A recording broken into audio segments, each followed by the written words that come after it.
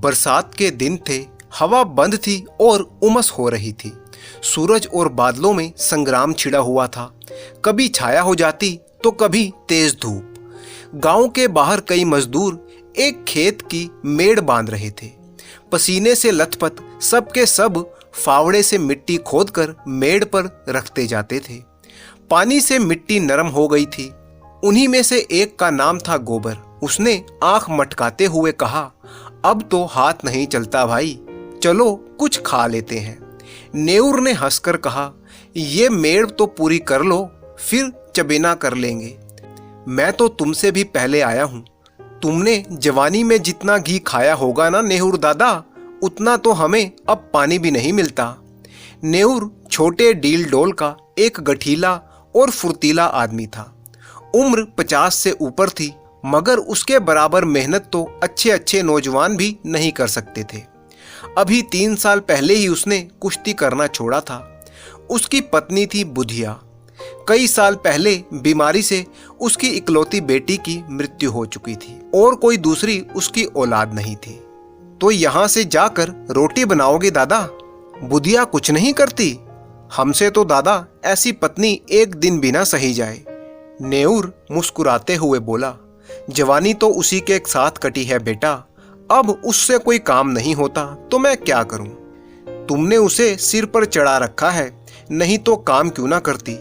मजे से वो खाट पर बैठी रहती है और सारे गांव से लड़ा करती है।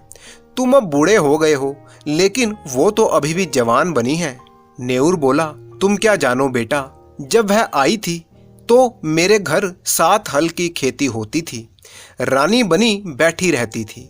जमाना बदल गया तो क्या हुआ, उसका मन तो वही है।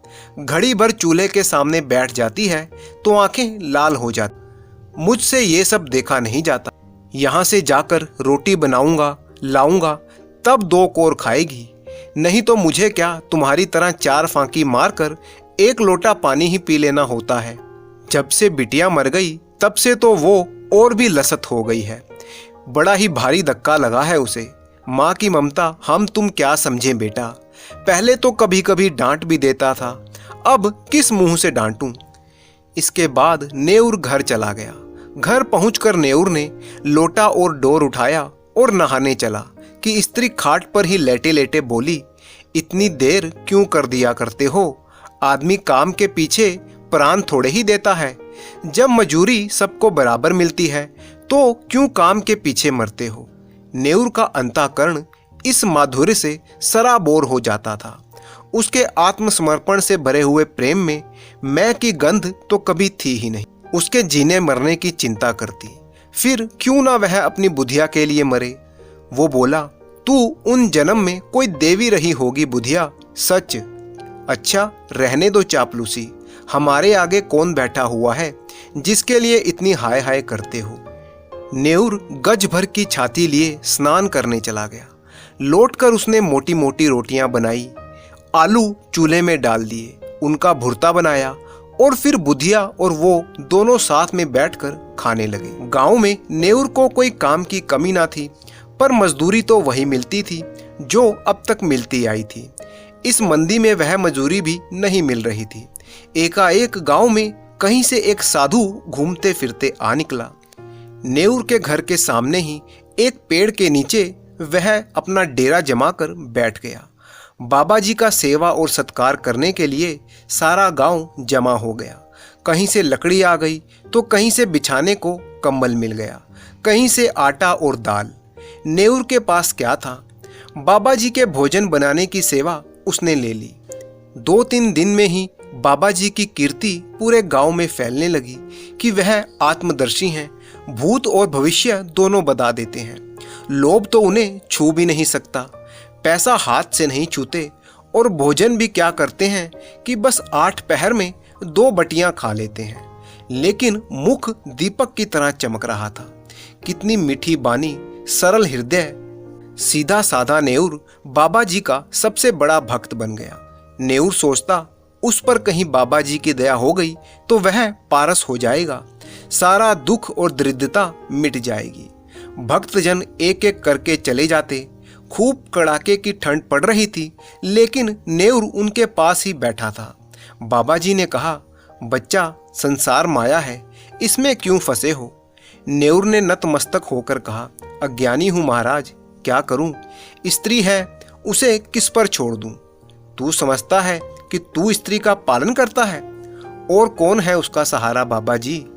ईश्वर कुछ नहीं है, तू ही सब कुछ है। नेउर के मन में जैसे ज्ञान उदय हो गया। तू इतना अभिमानी हो गया, तेरा इतना दिमाग? मजदूरी करते करते जान जाती है और तू समझता है कि बुधिया का तू ही सब कुछ है। प्रभु जो संसार का पालन करते हैं, तू उनके काम में दखल देने का दावा करता है। नेउर बोला, अज्ञानी हूं महाराज। इससे ज्यादा वह कुछ ना कह सका। उसकी आंखों से दीन और विषाद के आंसू गिरने लगे। बाबा जी ने तेजस्विता से कहा, देखना चाहता है तू ईश्वर का चमत्कार? वह चाहे तो क्षण भर में तुझे लखपति कर दे। क्षण भर में तेरी सारी चिंताएं दूर हो सकती हैं। मैं तो बस उसका छोटा सा भक्त हूं, लेकिन मुझ में भी इतनी शक्ति है कि मैं तुझे पारस बना दूं। तू साफ दिल का है, सच्चा और ईमानदार आदमी है। तुझ पर मुझे दया आती है। मैंने इस गांव में सबको ध्यान से देखा, किसी में शक्ति नहीं है विश्वास की। तुझ में मैंने भक्त का हृदय पाया है। तेरे पास कुछ चांदी है? नेउर को जान पड़ रहा था कि जैसे उसके सामने स्वर्ग का द्वार खुल गया हो। नेउर बोला, 10-5 रुपए होंगे महाराज। कुछ चांदी के टूटे फूटे गहने नहीं हैं? घरवाली के पास हैं कुछ गहने। कल रात को जितनी चांदी मिल सके यहाँ पर ले आ, और फिर ईश्वर का चमत्कार देख। तेरे सामने मैं चांदी को हांडी में रखकर इस धुनी में रख दूंगा और सुबह आकर अपनी हांडी निकाल लेना। मगर याद रखना कि उन अशरफियों को अगर शराब पीने या जुआ खेलने में या किसी दूसरे बुरे काम में खर्च किया तो तू कोड़ी हो जाएगा। अब जा, सो जा। हाँ, इतना सुन ले, इसकी चर्चा किसी से मत करना, अपने घर वालों से भी नहीं। नेउर वहां से घर चला गया तो ऐसा प्रसन्न था कि मानो ईश्वर का हाथ उसके सिर पर हो। रात भर उसे नींद नहीं आई। सवेरे उसने कई आदमियों से 2-2 और 4-4 रुपए उधार लेकर 50 रुपए जोड़े। लोग उसका विश्वास करते थे। कभी किसी का पैसा उसने नहीं दबाया। वादे का पक्का और नीयत का साफ था। रुपए मिलने में दिक्कत ना होती थी। 25 रुपए उसके पास पहले से थे। वो बुधिया से गहने कैसे ले? उसने एक चाल चली। बुधिया से कहा, तेरे गहने बहुत मैले हो गए हैं, खटाई से साफ कर ले। रात भर खटाई में रहने से नए हो जाएंगे। बुधिया उसके चकमे में आ गई। हांडी में खटाई डालकर उसने गहने भिगो दिए और रात को जब वह सो गई तो नेउर वो हांडी और पैसे लेकर बाबा जी के पास पहुंचा। बाबा जी ने कुछ मंत्र पढ़ा, हांडी को धूनी की राख में रखा और नेउर को आशीर्वाद देकर विदा किया। रात भर नेउर करवटें बदलता रहा और सुबह अंधेरे मुंह वो बाबा जी के दर्शन करने गया, मगर बाबा जी का कहीं पता ना था। अधीर होकर उसने धूनी की जलती हुई राख टटोली। हांडी गायब थी। उसकी छाती धक धक करने लगी। बदहवास होकर वो बाबा को खोजने लगा। हाट की तरफ गया, तालाब पर पहुंचा, लेकिन 10 मिनट, 20 मिनट, आधा घंटा भी बीत गया, बाबा जी का कहीं पर निशान नहीं था। भक्त आने लगे और कहने लगे, बाबा जी कहाँ गए? कंबल भी नहीं है, बर्तन भी नहीं है।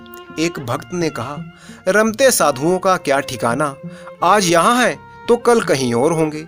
लोगों से हेल मेल हो जाए तो बंधन में पड़ जाते हैं। वे तो सिद्ध पुरुष थे, लोग उन्हें छू भी नहीं पाया, चले गए होंगे किसी दूसरे गांव में नया ठिकाना बनाने। तभी किसी ने कहा, नेउर कहाँ है?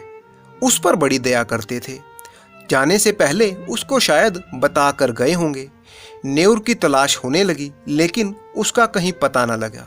इतने में बुधिया नेउर को पुकारते हुए घर से निकली। फिर कोलाहल मच गया। बुधिया रोती हुई आई और नेउर को गालियां देने लगी। नेउर खेतों की मेड़ से बेतहाशा भागता चला जा रहा था, मानो उस पापी संसार से वो निकल जाना चाहता था। उसकी दौड़ कहीं खत्म ही नहीं हो रही थी। एक आदमी ने कहा, नेउर ने कल 5 रुपए मुझसे लिए थे, आज सांझ को वापस देने का वायदा किया था। दूसरा बोला, मुझसे भी 2 रुपए लिए थे और आज का वायदा था। बुधिया रोने लगी और बोली, वो कमीना मेरे सारे गहने ले गया, 25 रुपए रखे थे वो भी उठा ले गया। लोग समझ गए कि वो बाबा कोई धूर्त था और नेउर को झांसा दे गया। ऐसे ठग भरे पड़े हैं संसार में। नेउर के बारे में किसी को भी कोई संदेह नहीं था। वो बेचारा सीधा साधा आदमी बाबा के झांसे में आ गया होगा और मारे लाज के कहीं छिपा बैठा होगा। इस बात को 3 महीने गुजर गए। झांसी जिले में धासन नदी के किनारे एक छोटा सा गांव था, काशीपुर। नदी के किनारे पर एक पहाड़ी टीला था। उसी पर कई दिन से एक साधु अपना आसन जमाया बैठा था। नाटे कद का और छोटी डील डोल वाला वह आदमी था। यह नेउर था, जो साधु के वेश में दुनिया को धोखा दे रहा है। वह सरल और निष्कपट नेऊ, जिसने कभी पराये माल की तरफ आंख भी नहीं उठाई, जो पसीना बहाकर अपनी रोटी कमाता था, आज गांव से दूर वो अपनी बुधिया को भी वहीं पर छोड़ आया। वह सोच रहा था कि बुधिया का कौन ख्याल रखता होगा। घर में पैसा भी मैंने नहीं छोड़ा और गहने भी दबा कर ले आया। तब उसे अपने आप पर क्रोध आता और फिर उस बाबा पर भी क्रोध आता कि जी चाहता है अगर मिल जाए तो मैं उससे कच्चा खा जाऊंगा। इधर नेउर बाबा के भी कई भक्त बन चुके थे। एक सुंदर युवती भी थी जिसके पति ने उसे त्याग दिया था। वह चाहती थी कि उसका पति उसको एक बार फिर से मिल जाए और वो अपने पति को अपने वश में रखना चाहती थी। उसे लगता था कि नेउर बाबा उसकी सहायता कर सकते हैं। एक दिन एकांत में उसने बाबा जी को अपनी विपत्ति कह सुनाई। नेउर को जिस शिकार की टोह थी वह आज उसे मिलता हुआ जान पड़ा। वह गंभीर भाव से बोला, बेटी मैं ना तो सिद्ध हूँ, ना महात्मा हूँ, ना मैं संसार के झमेलों में पड़ा हूँ, पर तेरी श्रद्धा और तेरा प्रेम देखकर मुझे तुझ पर दया आ रही है। भगवान ने चाहा तो तेरा मनोरथ पूरा हो जाएगा। आप समर्थ हैं बाबा जी, मुझे आप पर पूरा विश्वास है। नेउर मानो धर्म संकट में पड़ गया था। वो बोला, लेकिन बेटी इस काम के लिए बहुत बड़ा अनुष्ठान करना पड़ेगा और अनुष्ठान में सैकड़ों हजारों का खर्च है। उस पर भी तेरा काज सिद्ध होगा या नहीं ये मैं नहीं कह सकता। हाँ, मुझसे जो होगा वो मैं करूँगा, पर सब कुछ भगवान के हाथ में है। मैं माया को हाथ से नहीं छूता, लेकिन तेरा दुख देखा नहीं जाता। उसी रात को वो युवती अपने सोने के गहने की पोटली लेकर बाबा जी के पास आ गई और उनके चरणों में रख दी। बाबा जी ने कांपते हुए हाथों से पोटली खोली और देखा कि उसमें सोने के आभूषण पड़े थे। नेउर बाबा जी उन आभूषणों को बिना पलक झपकते देखता रहा, परंतु नेउर के मन में कई सवाल उठने लगे। असल में वो एक बुरा इंसान नहीं था। नेउर की आंखों में आंसू बहने लगे। उसने रोते हुए कहा, बेटी उठा ले अपनी पोटली, मैं तुम्हारी परीक्षा कर रहा था, तेरा मनोरथ पूरा हो जाएगा। ये कहकर नेउर वहां से उठा और नदी में स्नान करने चल दिया। अब उसे अपना साधु का वेश अच्छा नहीं लग रहा था। वो युवती अपने गहनों से भरी पोटली लेकर वहां से वापस चली गई। इधर स्नान करने के बाद नेउर सोच रहा था कि वह घर से निकला ही क्यों। थोड़े से उपहास के भय से उसे अपने अंदर एक विचित्र उल्लास का अनुभव हो रहा था, मानो वह बेड़ियों से मुक्त हो गया हो और कोई बहुत बड़ी चीज पर विजय प्राप्त कर ली हो। 8वें दिन नेउर अपने गांव पहुंच गया। लड़कों ने दौड़कर उछल कूद कर उसका स्वागत किया। एक लड़के ने कहा, काकी तो मर गई दादा। नेउर के पांव जैसे बंध गए, मुंह के दोनों कोने नीचे की ओर झुक गए। दीन और विषाद के आंसू उसकी आंखों से बहने लगे। वह कुछ नहीं बोला और ना ही किसी से कुछ पूछा। पल भर के लिए जैसे वो पत्थर का बन गया था। फिर वो तेजी से अपनी झोंपड़ी की ओर चल दिया। गांव के कई बालक भी उसके पीछे पीछे दौड़ने लगे। झोंपड़ी खुली थी और बुधिया की चारपाई जहां की तहां रखी थी। पानी का मटका, नारियल की रस्सी सब उसी जगह पर पड़े थे। एक जगह पर 2-4 मिट्टी के और पीतल के बर्तन पड़े हुए थे। इधर गांव में भगदड़ मच गई। नेउर दादा आ गए, नेउर दादा आ गए। झोपड़ी के द्वार पर भीड़ लगने लगी। प्रश्नों का तांता लग गया। तुम इतने दिनों कहाँ थे दादा? तुम्हारे जाने के तीसरे दिन बाद ही काकी चल बसी। रात दिन तुम्हें गालियां देती थी, मरते मरते भी तुम्हें गली आती थी। हम लोग जब तीसरे दिन आए तो वो मरी पड़ी थी। तुम इतने दिन कहाँ रहे? नेउर ने उनका कोई जवाब न दिया। वह निराश और शून्य नेत्रों से लोगों को देखता रहा, मानो उसकी वाणी हर ली गई हो।